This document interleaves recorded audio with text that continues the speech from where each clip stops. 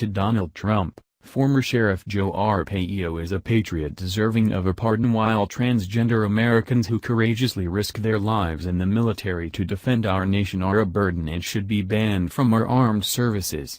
Both of these decisions share one thing: Trump is legitimizing discrimination against minorities.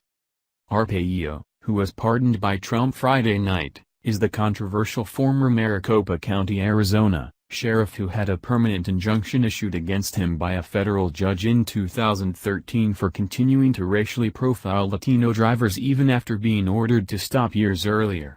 The court's order could not be more clear, instructing Arpaio to stop detaining, holding, or arresting Latino occupants of vehicles in Maricopa County based on a reasonable belief, without more, that such persons were in country without authorization.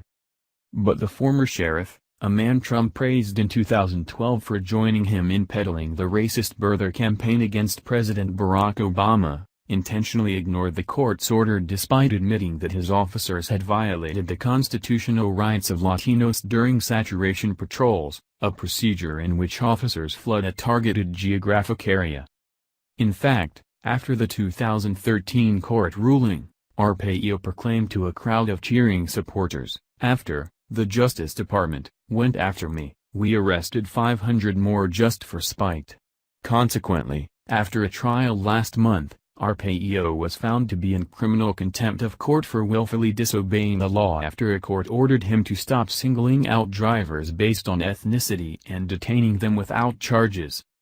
Despite this, President Trump declared on Friday that Arpaio was a worthy candidate for this pardon. He couldn't be more wrong. Arpaio is a despicable man who has for years harassed, detained and imprisoned countless Latinos simply because of their ethnicity. Arpaio is neither a patriot nor worthy of special treatment. He's a criminal and a bigot.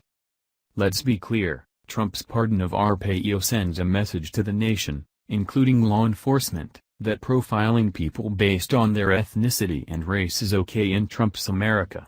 And it's also a strong message to the fine people, as Trump called them, in the white supremacist demonstrations, that people who aren't white deserve less constitutional protections.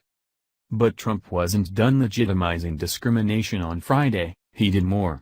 He took a big step to legally sanctioning discrimination against the LGBT community by announcing a ban on transgender Americans who want to serve in our military. Transgender men and women currently serving can remain for the time being, but Trump's order would allow them to be discharged at any moment depending on the decision of military leaders. Trump avoided military service during the Vietnam War because of temporary heel spurs that astoundingly were worse in his 20s than today when he's 71 years old. It was an unsurprising move.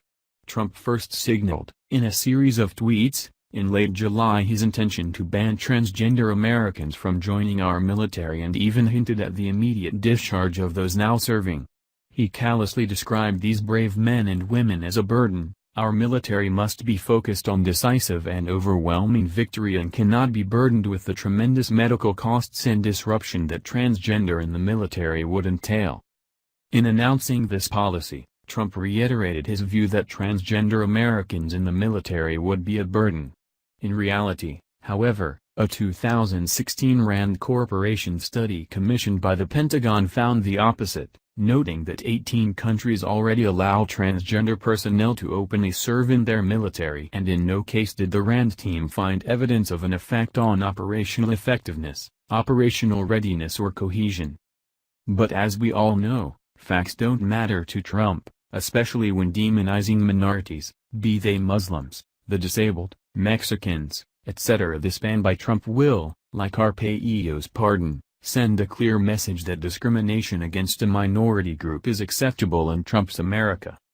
Trump's latest actions prove that the lasting impact of his presidency will likely be less about legislative accomplishments and more about his emboldening of intolerance, discrimination and even hate.